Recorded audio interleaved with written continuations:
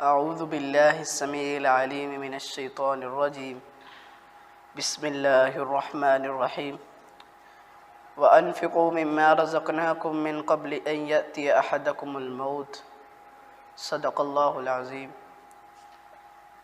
ہر قسم کی تعریفات، تمجیدات، کبریائی، بڑائی، یکتائی اللہ رب العزت کے لیے جو تمام جہانوں کا خالق و مالک ہے، اور لاکھوں کروڑوں درود و سلام امام الانبیاء، امام اعظم، امام کائنات سیدنا جناب محمد الرسول اللہ صلی اللہ علیہ وسلم کی ذات اقدس پر۔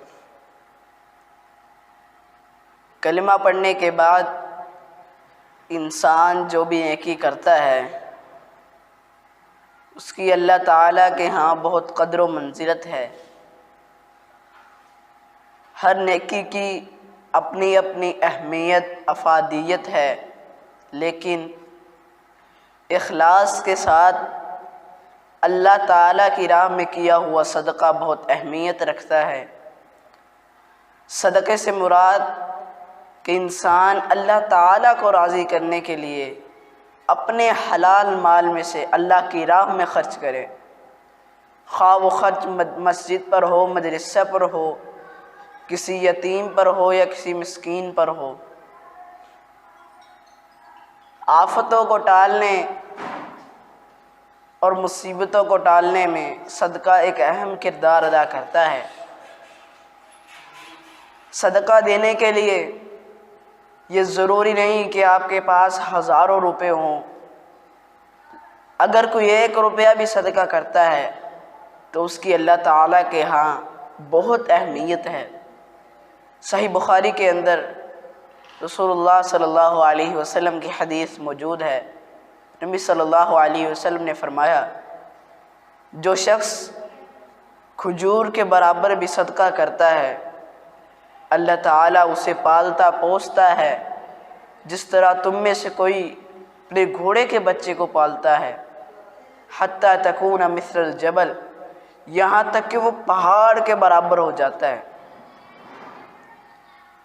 شیطان کی ہمیشہ یہ کوشش ہوتی ہے کہ وہ کسی طرح انسان کو نیکی سے روکے۔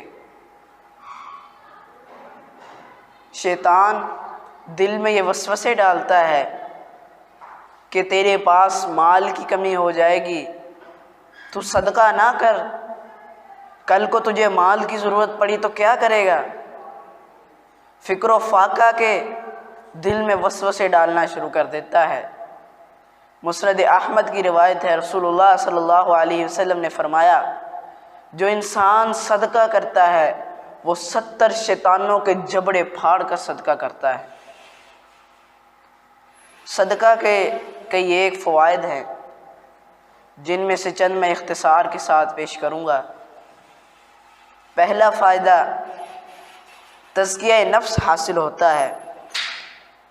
اللہ تعالیٰ نے انبیاء کرام کو دنیا کے اندر بھیجا، کتابوں کا نزول فرمایا تو صرف انسانوں کے تزکیہ نفس کے لیے، کہ انسانوں کے نفس کو گناہوں کی آلودگی سے پاک کر کے۔ جو انسان اللہ کی راہ میں صدقہ کرتا ہے اس کے دل سے مال کی محبت کم ہوتی ہے اور آہستہ آہستہ اس کے اندر نیکی کرنے کا جذبہ بڑھ جاتا ہے۔ قرآن مجید میں اللہ تعالیٰ نے نبی صلی اللہ علیہ وسلم کو حکم دیتے ہوئے فرمایا، خذ من اموالہم صدقۃ تطہرہم، اے نبی صلی اللہ علیہ وسلم آپ ان کے اموال میں سے اللہ کے راہ میں صدقہ وصول کیجئے، تطہرہم، ان کے مالوں کو پاک کیجئے، وتزکیہم بہا، ان کے ذریعے ان کا تزکیہ کیجئے، ان کے نفسوں کو گناہوں سے پاک کیجئے، وصلی علیہم، ان کے لیے دعائے رحمت کیجئے، ان صلاتک سکن لہم، بے شک آپ کی دعا ان کے لیے باعث سکون ہے، واللہ سمیع علیم، اللہ تعالیٰ سب کچھ سننے والا ہے، ہر چیز کو جاننے والا ہے۔ اس آیت سے پتہ چلتا ہے کہ جب انسان صدقہ کرتا ہے تو اس کے ذریعے اس کا نفس گناہوں سے پاک ہوتا ہے، اس کے اندر نیکی کرنے کا جذبہ بڑھ جاتا ہے۔ اس کے ذریعے انسان کا مال پاک ہو جاتا ہے، کاروبار میں برکت آتی ہے۔ صرف مال پاک ہی نہیں ہوتا بلکہ انسان کی سوچ، ذہن اور فکر بھی پاکیزہ ہو جاتی ہے۔ صدقہ کرنے کا دوسرا فائدہ، مال بڑھ جاتا ہے۔ دنیا میں کوئی ایسا انسان نہیں ہوگا جو یہ نہ چاہتا ہو کہ میرا مال دن بدن بڑھتا جائے۔ ہر کوئی انسان یہ چاہتا ہے کہ میرا مال بڑھے، اور اس کا بہترین اہم کردار وہ صدقہ ادا کرتا ہے۔ جو انسان صدقہ ادا کرتا ہے اللہ تعالیٰ اس کے مال کو مزید بڑھا دیتا ہے۔ اللہ تعالیٰ نے قرآن مجید میں فرمایا، مثل الذین ينفقون فی سبیل اللہ کمثل حبۃ انبتت سبع سنابل۔ جو شخص اللہ کی راہ میں خرچ کرتا ہے، صدقہ دیتا ہے، اس کی مثال ایک دانے کی طرح ہے۔ جب ایک دانے کو بویا جاتا ہے اس کے اندر سے 7 خوشے نکلتے ہیں، اور ایک ایک خوشے کے اندر 100 دانے ہوتے ہیں۔ اسی کی مثال صدقے کی ہے۔ جو صدقہ ادا کرتا ہے اللہ تعالیٰ اس کے مال کو اور بڑھا دیتا ہے۔ واللہ یضاعف لمن یشاء، اللہ جتنا چاہے اس صدقے کو اور بڑھا دیتا ہے۔ ایک اور جگہ اللہ تعالیٰ نے اس صدقے کو اپنا قرض کہا ہے کہ جو انسان اللہ کی راہ میں صدقہ کرتا ہے وہ گویا مجھے قرض دے رہا ہے، میرے ذمے اس کا قرض ہے، میں اسے وہ قرض ضرور لوٹاؤں گا اور بڑھا چڑھا کر لوٹاؤں گا۔ اللہ تعالیٰ نے اس کو قرآن مجید میں کچھ اس طرح بیان کیا، من ذا الذی یقرض اللہ قرضا حسنا فیضاعفہ لہ اضعافا کثیرا۔ کون ہے وہ شخص جو اللہ تعالیٰ کو قرض دے، قرض حسنہ دے، بہترین قرض دے، فَيُضَاعِفَهُ لَهُ أَضْعَافًا كَثِيرًا، جو یہ قرض دے گا اللہ تعالیٰ اس کے مال کو اور زیادہ بڑھا دے گا، اس صدقے کو اور زیادہ بڑھا دے گا۔ وَاللَّهُ يَقْبِضُ وَيَبْسُطُ، اللہ جس کا چاہتا ہے رزق تنگ کر دیتا ہے، جس کا چاہتا ہے رزق فراخ کر دیتا ہے۔ دوسری جگہ حدیثوں کے اندر بھی صدقے کی بہت اہمیت حاصل ہے، اور مال کے حوالے سے تو نبی صلی اللہ علیہ وسلم نے قسم کھا کر یہ فرمایا، ما نقصت صدقۃ من مال، اے لوگوں میں اللہ کی قسم کھا کر کہتا ہوں یہ صدقہ مال کو کبھی بھی کم نہیں کرتا، صدقے سے مال بڑھتا ہے۔ تیسرا فائدہ، فرشتوں کی دعائیں حاصل ہوتی ہیں۔ کون شخص ہے جو یہ نہیں چاہتا کہ میرے لیے اللہ تعالیٰ کے نورانی فرشتے دعائیں کرے؟ کتنا خوش نصیب ہے وہ شخص جس کے لیے اللہ تعالیٰ کے فرشتے دعائیں کرے۔ وہ فرشتے جن سے کبھی کوئی گناہ نہیں ہوا، جو کبھی غلطی نہیں کرتے۔ نبی صلی اللہ علیہ وسلم نے فرمایا، صحیح بخاری کے اندر یہ روایت آتی ہے کہ جب صبح ہوتی ہے تو 2 فرشتے اللہ تعالیٰ کے نازل ہوتے ہیں زمین پر۔ ان میں سے ایک کہتا ہے کہ اے اللہ، جو تیرے راستے کے اندر صدقہ کرتا ہے اس کے مال کو بڑھا دے، اور دوسرا کہتا ہے اے اللہ، جو صدقہ نہیں کرتا، جو اپنے مال کو اپنے تک محدود رکھتا ہے، جو تیری راہ میں مال نہیں خرچ کرتا، اس کے مال کو تباہ کر دے، اس کے مال کو ضائع کر دے۔ چوتھا فائدہ، اللہ تعالیٰ گناہوں کی بخشش کر دیتا ہے۔ کون ہے جو نہیں چاہتا کہ میرے گناہ معاف ہوں؟ انسان زندگی میں عبادتیں کرتا ہے، نمازیں پڑھتا ہے تو صرف اس لیے کہ اللہ تعالیٰ اس کے گناہوں کی بخشش کر دے۔ اللہ تعالیٰ نے قرآن مجید میں فرمایا، ان تقرضوا اللہ قرضا حسنا یضاعف لکم فیغفر لکم، اگر تم اللہ کو قرض دو گے، اللہ کی راہ میں صدقہ دو گے تو اللہ تعالیٰ تمہیں بخش دے گا۔ واللہ شکور حلیم، اللہ تعالیٰ بہت قدردان ہے، تمہارے صدقوں کی قدر کرنے والا ہے، اللہ تعالیٰ بہت بردبار ہے۔ صحیح بخاری کے اندر ایک واقعہ آتا ہے، بڑا مشہور واقعہ ہے۔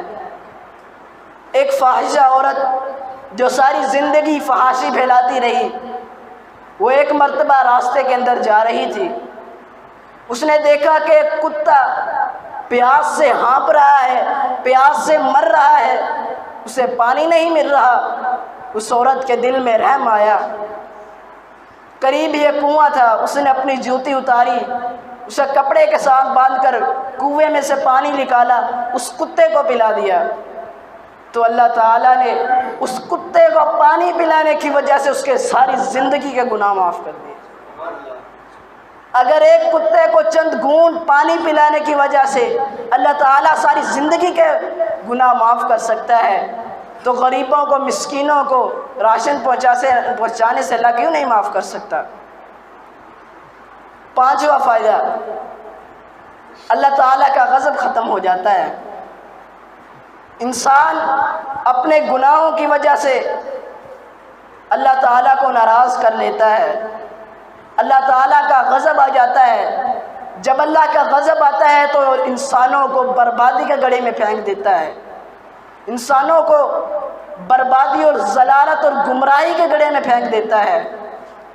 سلسلۃ الصحیحہ کے اندر یہ روایت آتی ہے، نبی صلی اللہ علیہ وسلم نے فرمایا، صدقۃ السر تفطئ غضب الرب، چھپ چھپا کر صدقہ کرنا اللہ تعالیٰ کے غضب کو ختم کر دیتا ہے۔ آج ہمارے ملک کے حالات ایسے ہیں، اللہ تعالیٰ ہم سے ناراض ہے، تو اس کا بہترین حل یہ ہے کہ ہم اجتماعی صدقہ کریں، غریبوں کی، یتیموں کی مدد کریں، تو اللہ تعالیٰ ہم سے راضی ہو جائے۔ چھٹا فائدہ، اللہ تعالیٰ کی محبت حاصل ہوتی ہے۔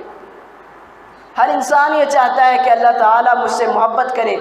جس انسان سے اللہ تعالیٰ محبت کرے اس انسان کا دنیا میں آنے کا مقصد پورا ہو جاتا ہے۔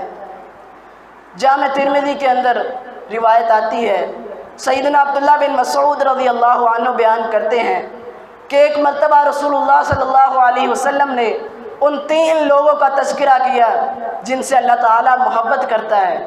ان میں سے ایک شخص وہ ہے جو چھپ چھپا کر صدقہ کرتا ہے، کسی کو ظاہر نہیں ہونے دیتا، اللہ تعالیٰ اس سے راضی ہو جاتا ہے۔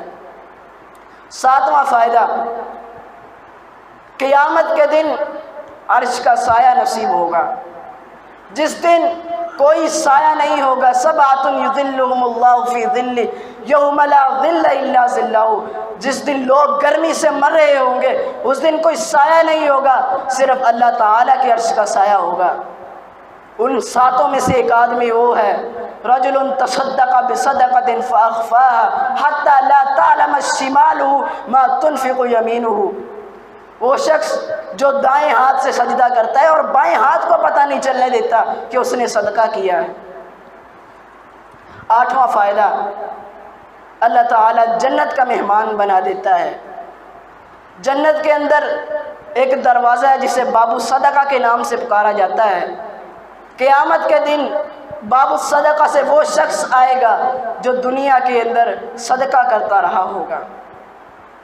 آج ہمارے ملک کے حالات ایسے ہیں کہ غریبوں کو، مسکینوں کو گھروں میں محصور کیا گیا ہے۔ وہ غریب جو روز روز دہاڑی لگا کر اپنی کمائی لا کر کھاتا تھا، آج وہ لاک ڈاؤن کی وجہ سے گھر میں محصور ہوا بیٹھا ہے۔ اور کچھ لوگ جو انہیں راشن پہنچاتے ہیں، کچھ لوگ تو ساتھ تصویریں بھی بناتے ہیں۔ 1000 روپے کا ایک نوٹ 4 لوگ کھڑے ہو کر تصویر بنا رہے ہوتے ہیں، 5 کلو آٹے کا ایک تھیلا 6 جانب تصویر کھنچوا رہے ہوتے ہیں، اس غریب کی غربت کا جنازہ نکال رہے ہوتے ہیں۔ وہ غریب منہ جھکائے کھڑا ہوتا ہے، پتہ نہیں وہ کیا سوچ رہا ہوگا، اللہ سے کیا مانگ رہا ہوگا۔ ایسی مدد کرنے سے بہتر ہے تم مدد ہی نہ کرو۔ لوگ تو وہ ہوتے ہیں، اللہ کے بندے وہ ہوتے ہیں جو راتوں کو چھپ چھپ کے لوگوں کے گھروں کے اندر آٹے کے تھیلے رکھ کر بھاگ جاتے ہیں، کسی کو پتہ بھی نہیں لگنے دیتے کہ کس نے صدقہ کیا ہے۔ امیر المؤمنین حضرت عمر بن خطاب رضی اللہ عنہ اپنی خلافت کے اندر مدینہ شہر کا رات کو چکر لگایا کرتے تھے، جب سارے لوگ سو رہے ہوتے ہیں ڈیوٹی دیا کرتے تھے کہ میری سلطنت کے اندر کوئی پریشان حال تو نہیں۔ تو ایک جگہ پہنچے، وہاں گھر کے اندر سے بچوں کے رونے کی آوازیں آ رہی تھی، تو ان کی ماں سے پوچھتے ہیں کہ یہ بچے رو کیوں رہے ہیں؟ تو وہ ماں کہتی ہے کہ بچوں نے کئی دنوں سے کھانا نہیں کھایا، میں چولہے پر پانی رکھ دیتی ہوں ان بچوں کو آسرا دینے کی کہ یہ بچے چپ ہو جائیں کہ کھانا پک رہا ہے۔ تو حضرت عمر رضی اللہ عنہ فوراً دوڑ کر جاتے ہیں، بیت المال سے آٹا، گھی، گوشت وغیرہ ان کے گھر دے کے آتے ہیں۔ اس عورت کو نہیں پتا کہ یہ وقت کا خلیفہ امیر المومنین ہے۔ جب غلام آتا ہے، غلام کہتا ہے امیر المومنین نماز کا وقت ہوا چاہتا ہے۔ وہ عورت حیران ہو جاتی ہے کہ جو میری مدد کرنے آیا تھا، آٹے کے تھیلے خود اٹھا کر میرے گھر میں چھوڑ کے گیا، وہ وقت کا خلیفہ تھا۔ آج ہمیں بھی اس جذبے کی ضرورت ہے۔ اخلاص کے ساتھ جب کوئی عمل کیا جاتا ہے وہی اللہ کے ہاں قابل قبول رہتا ہے۔ دعا اللہ تعالی عمل کرنے کی توفیق عطا فرمائے۔ وآخر دعوانا الحمد